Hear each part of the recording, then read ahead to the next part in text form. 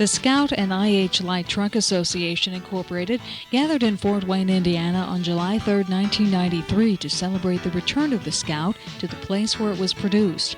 The return was filled with fun and excitement for everyone and included a parade through Fort Wayne to the old Harvester plant.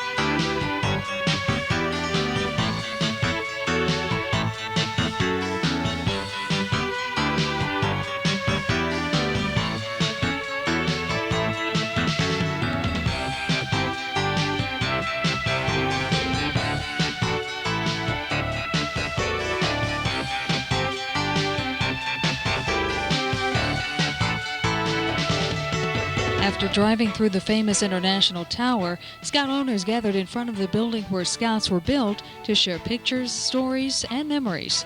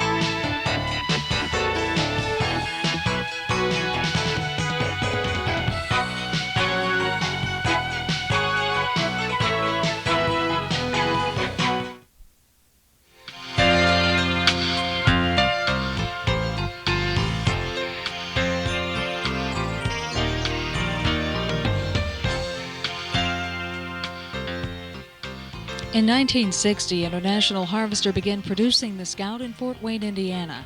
The truck was designed primarily as a utility vehicle, but soon found popularity with the general public as well.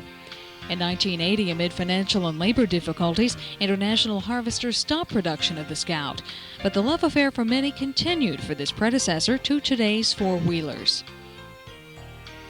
One of the highlights of the reunion was a question and answer session between truck owners and some of the men who helped develop the Scout, including original designer Ted Ornis. Joining him were Charles McGrew, Starkey Hoot, Larry Nicklin, and Lee Mack on the left.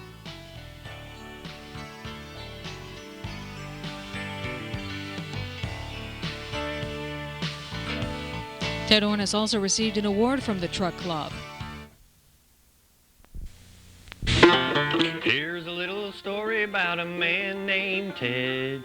Industrial designer, barely kept his family fed. While drawing at his table, you could really hear him shout, Up from the clutter came the Harvester Scout. International, that is. Four-wheel drive. Man, what a truck. Just before you know it, old Ted's a big success. Kinfolk said, hey, Ted, you're really blessed. People come from all around to honor what he's done. To us, Dad, you're always number one.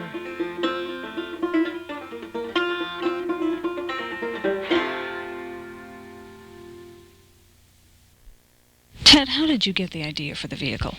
Well, one day, Mr. Reese, the manager of engineering, and some executives returned from the trip to the Midwest. That was in the spring of about 1958. And we had a very brief meeting, and he says, Ted, why don't you design something to replace the horse? Now, that's a pretty big, the horse evolved over many a year, and there was no product definition for the Scout. And we did a lot of searching, and the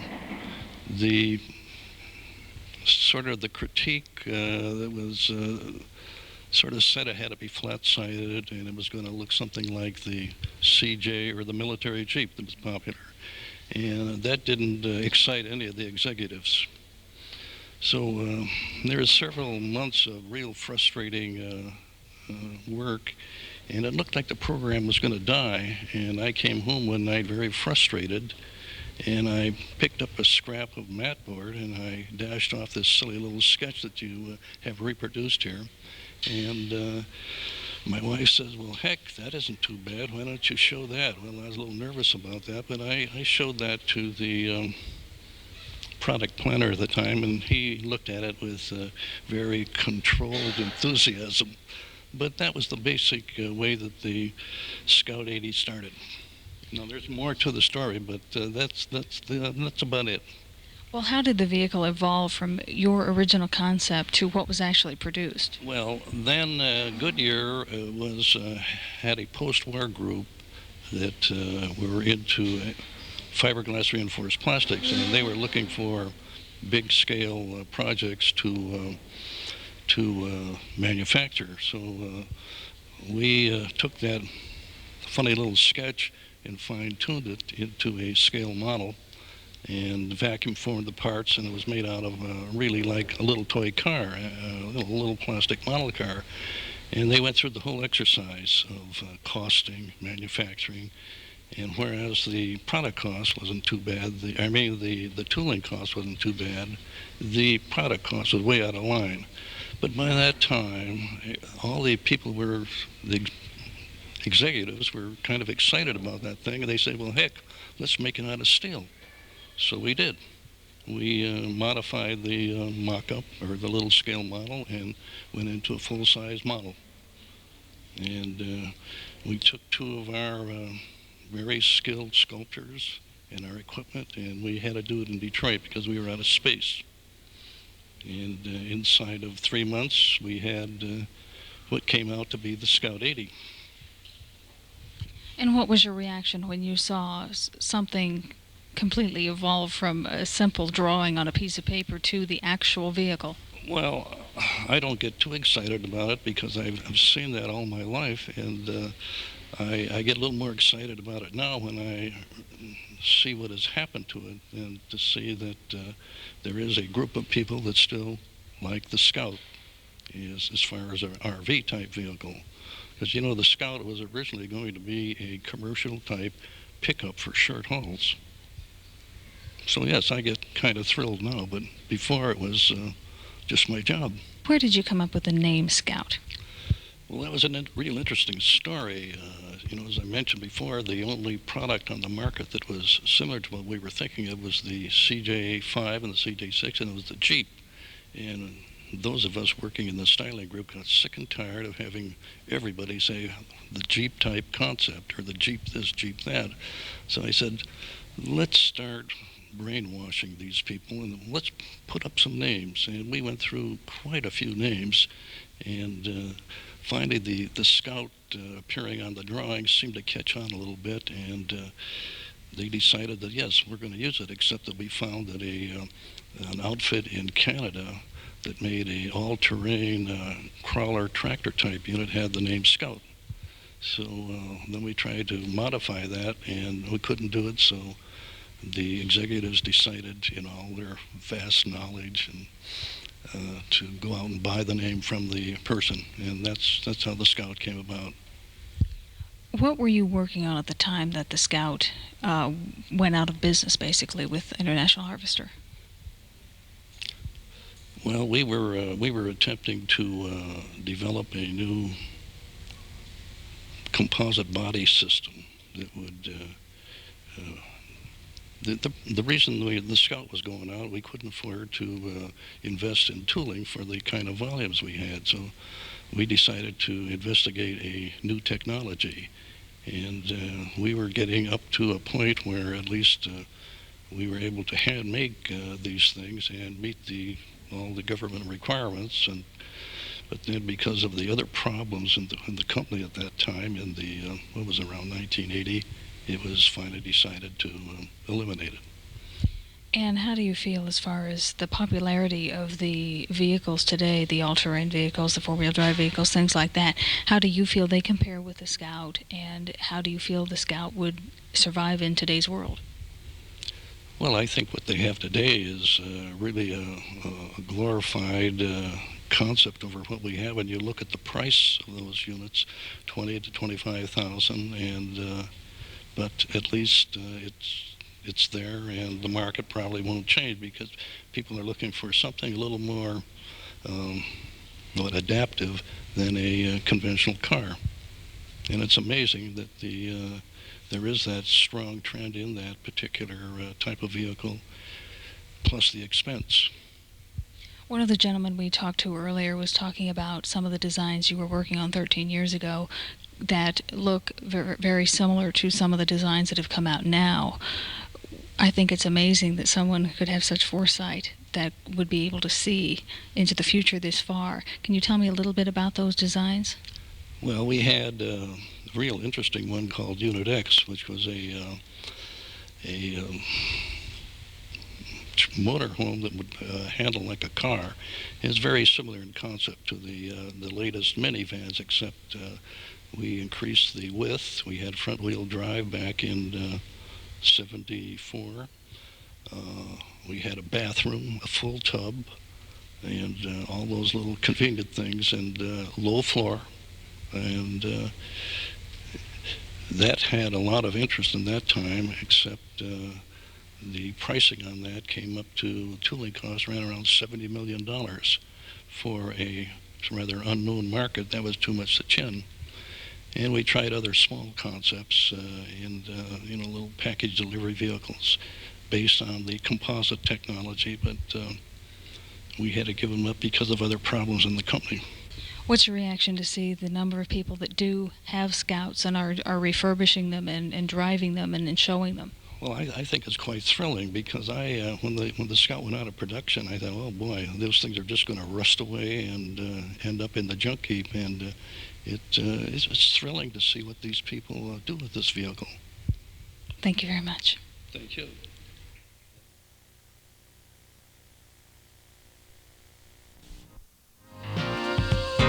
In this final segment, we'll talk to those who have committed themselves to preserving the legend of the Scout.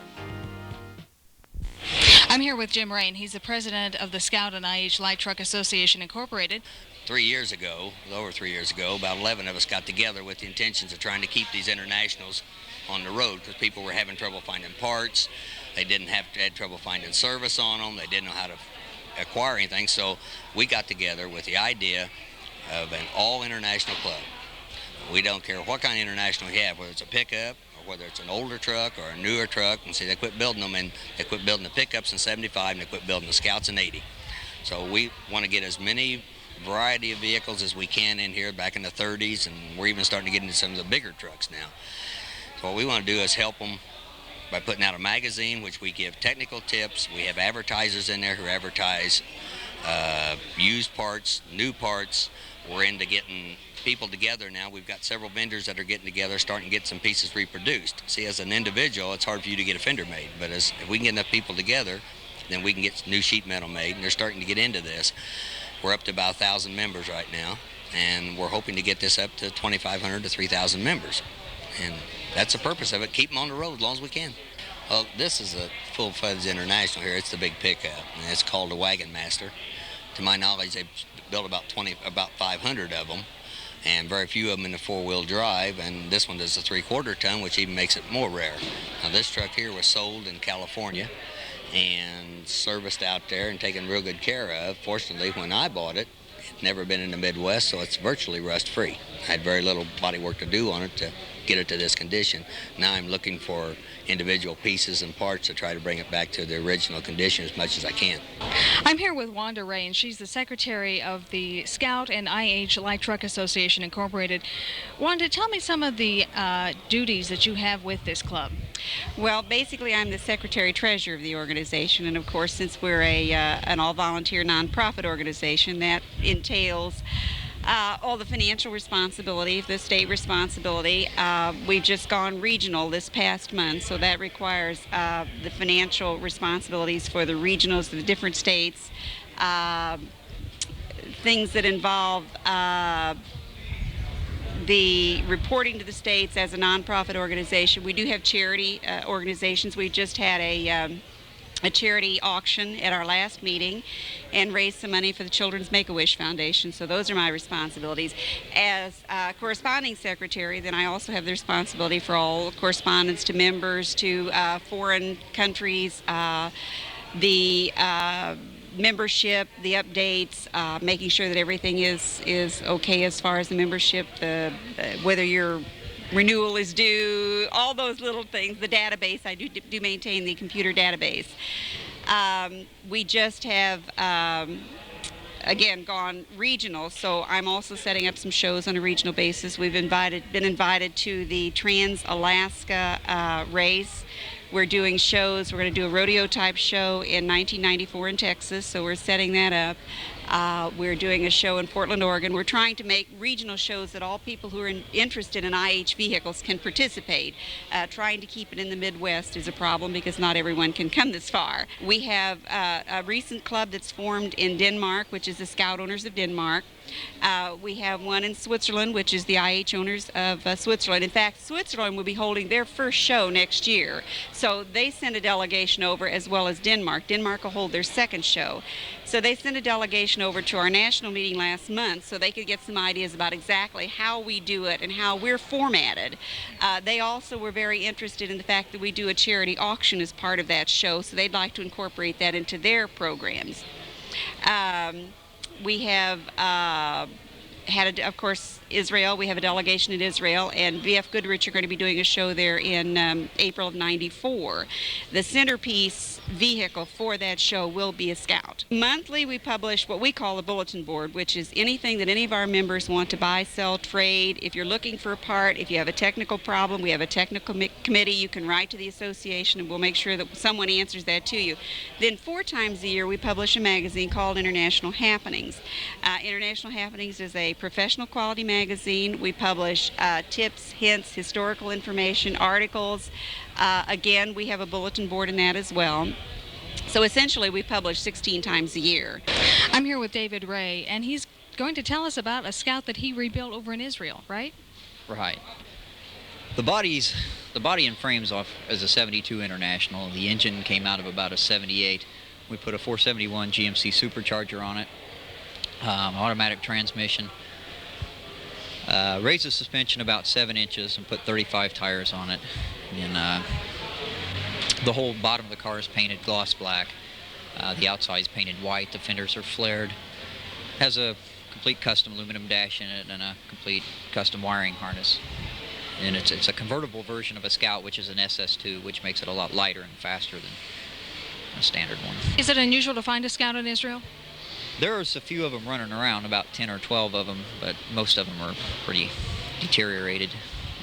There's a lot of Jeeps and a lot of Chevy 4-wheel drives there. They have a pretty large 4-wheel drive club.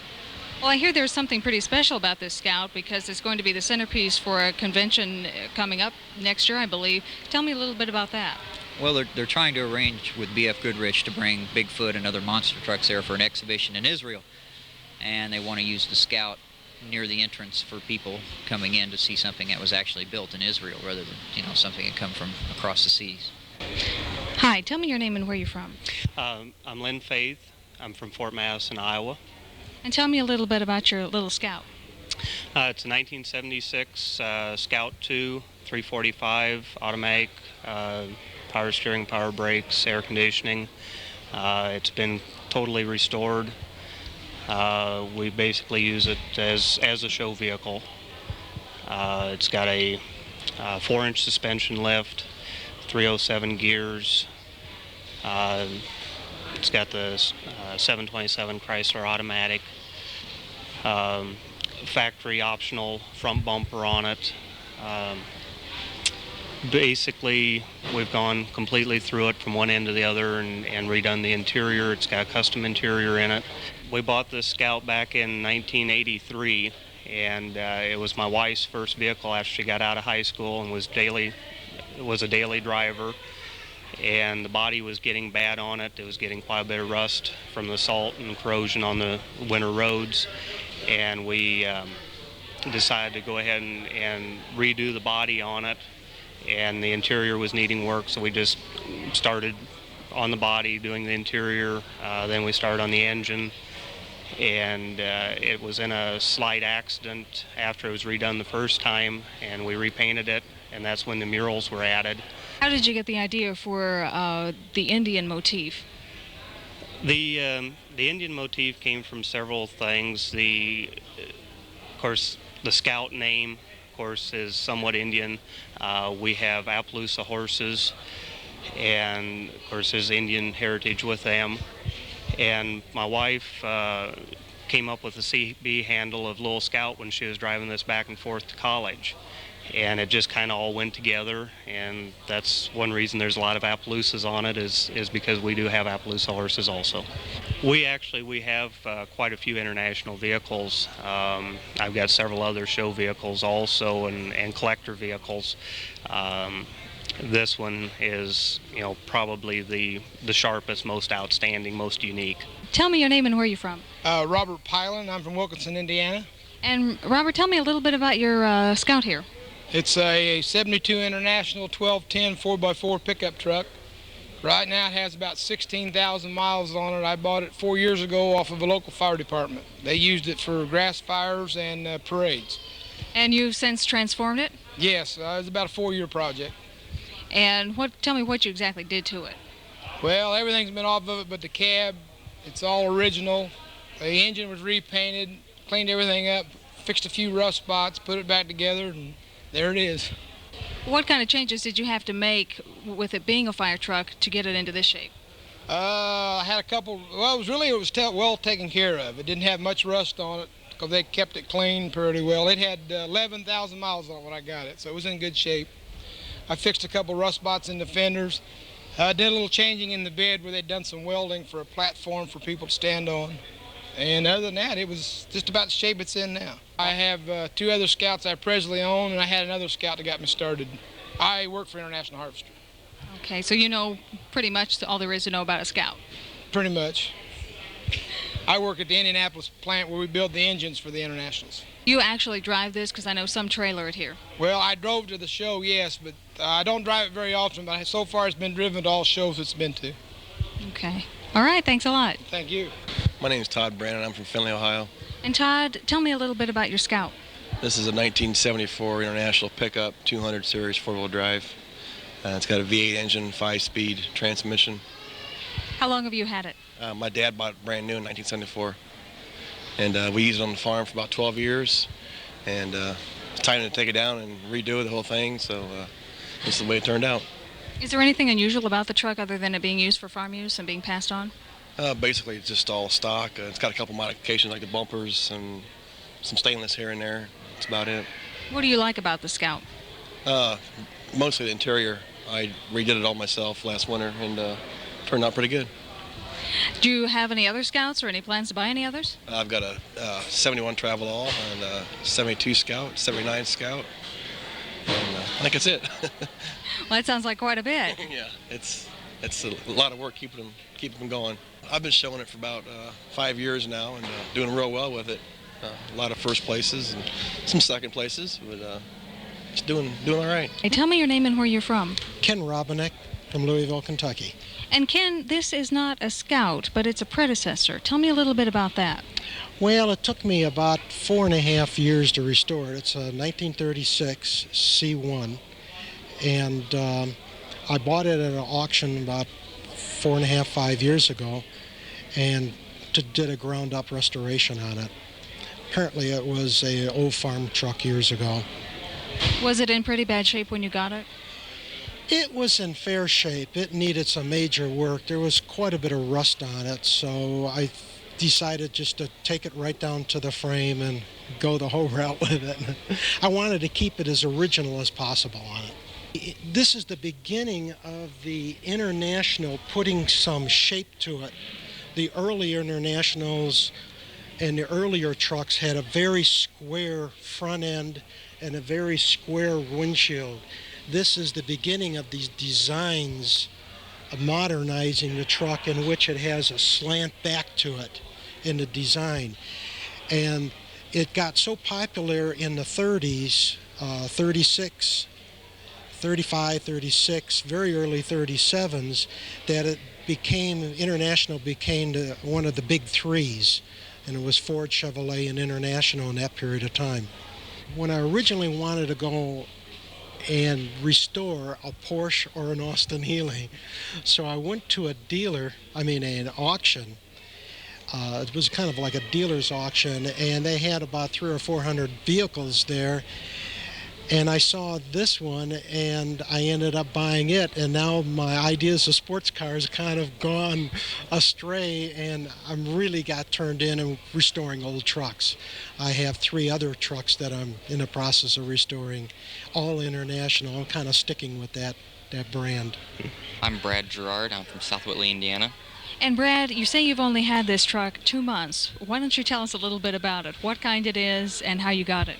Okay, it's a Scout 80, which is the cheaper model of Scout. It's a 65. I got it from a guy outside of Arcola. He won it in a raffle last year from Arcola. It's their old grass unit. And he called me up because I left my name and number in it. I knew I wasn't going to win it. I left my name and number in it, and he finally sold it to me instead of a farmer, which was going to use it for a farm truck, because he wanted it restored. And I'm slowly in the process of restoring it. I've got to get the bed fixed and some rust holes, but it will eventually have the water tank back in and the pump motor. How long do you think that might take? Hopefully not too long. I'm not sure. Depends on when I get into the body shop. And what do you plan to do with it after that? Show it or drive it or what? It'll be a show and parade truck only. Tell me your name and where you're from. Bill Heidenreich from Fort Wayne, Indiana. And Bill, tell me a little bit about your truck here. Well, we've had it since it's been new. It's a 1973 Travelall, about 115,000 miles on it, and everything on it is original other than just the little touch-ups that's been done to it. Have you had any unusual experiences with it? No, it's just been a real reliable car, family car. It's been a family car up until last year. Now it's just an extra car. And do you show it often? No, the Scout Nationals in here is all.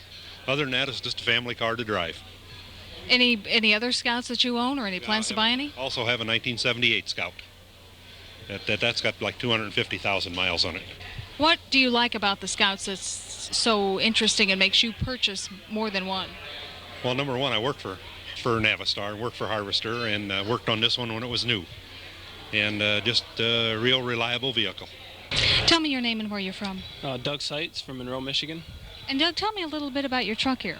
It's a 69 International Scout. It's got a 78 drivetrain underneath it, power steering, power brakes, custom interior, and console built. And how long have you had it? About 2 years. Just got it done this year, finished it up. And, how did you get involved with the Scouts? My family, my dad's always had Scouts, and I've had quite a few Scouts, and I've always liked them. And it's been a lot of fun having them. So. What do you like about them? I don't know. They've always real dependable motors, drivetrains, things like that. I don't know. I always like the people with International. They always seem to want to give you a wave when you go by and stuff like that. That's neat. Do you think that if Scout hadn't gotten out of it when they did, that they possibly could have gotten a resurgence in popularity? I think so. I know everybody I talked to said they'd buy them again if they come back or if they wouldn't have went out. My name is Dennis Carr. I'm from Fort Wayne, Indiana.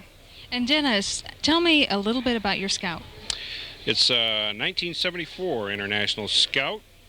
It started out life as a four-wheel drive. I bought the truck in Arizona as a flood vehicle. It had got caught in a wash in a rainstorm in Arizona and was completely submerged and flooded, so the motor was locked up, transmission rear end. We drug the truck back to Indiana and started to build a custom Scout. We chopped the top 3 inches. We put a tilt fiberglass one-piece doghouse on the truck and I built and lowered all the suspension components and lowered the truck down to the ground to make somewhat of a lowrider. And then we complemented it with a 455 Olds Rocket V8 motor and a turbo 400 transmission. It has a Travelall Dana 60 rear axle with power lock, Spicer power lock. The truck is built for speed and built to cruise, and that's what we do with it. Friday and Saturday nights, we're out cruising the strip with a chop-top lowrider Scout. Well, I was just going to ask you, how fast and how powerful of an engine is this? It goes fast enough that when you look in the rearview mirror, you'll often see red and white and red and blue lights close behind. What do you like best about the Scouts? I've been an International collector. I built Scouts at the plant when they were new vehicles and got introduced to four-wheeling through Scouts and got to know how tough the trucks were and really how dependable they were, and just became, quote, an International freak. Well, International had a saying, International Scout, anything less is just a car. International Scouts are tough trucks and one of the best four-wheel drives that had ever been produced. And if the company would have continued to produce them, you can ask almost anyone at a show like this, they would agree that they would tell you that they would be willing to buy a new one or buy another one. They were tough trucks. They were built very well. We've taken Scouts down into the woods, gone down into the hills of Kentucky, and we've done things with Scouts and gone in places and come out that some people have just shook their heads and wonder and couldn't believe that a International or any four-wheel drive could go and do the things and go in places that these Scouts will go. I'm here with Dale Clifford, who's the editor of the club magazine International Happenings. Dale, why don't we first of all talk about how you got involved with the Scout Club? Okay, I owned a Scout that was in pretty bad rusty shape, and I was just like the other typical owner who was trying to find some parts for a Scout to bring it back to life again, and I found Jim Ray, who lives fairly close to me near Indianapolis, and he happened to have a supply of some odds and ends parts that I decided would probably bring my Scout back to life again. And I had owned one before, and I let it rust away and disappear, and it eventually ended up in the trash masher and smashed away. But after a while, you become attached to them, and I decided, well, a lot of people are interested in bringing them back and restoring them, and I went ahead and bought some parts and did a little cutting and did a little squeezing and sawing and fabricating, and I come up with a body parts, and that's how I got hooked into it. Now, how many Scouts do you have? Right now, I have 3 Scouts. One of them really is not my Scout, it's my son's. I have my 1978 Black Scout. I also have a 1979 hardtop that I have just put back together, and presently going to sell it, and I'm going to turn my stock over again. But the best part of it is my son, we bought a couple of Scouts that were in bad shape, and he's 15 years old and decided that his dad had one and he wanted one too, so with my help and his good strong back, he has tore his completely apart and is now building a 73 Scout on his own just in time for his own driver's license when he reaches 16 years old. So hopefully that'll be a successful thing and we'll have it out at a new meet when it comes up next time. Well, I bought this Scout about 6 years ago. It had been used to pull a boat to the reservoir down in southern Indiana, and the guy was just wanting to sell it, and I liked it. I had a 72 before I got this one, and like I say, I drove it until there was nothing left of it. And I picked it up, and I was going to drive it for a while, but then I noticed there was a lot of nicer looking Scouts come around, so I started putting things together. It is it had a hard top on it, and now I have a soft top, which and a bikini top on it, which makes it real nice in this hot time of the weather.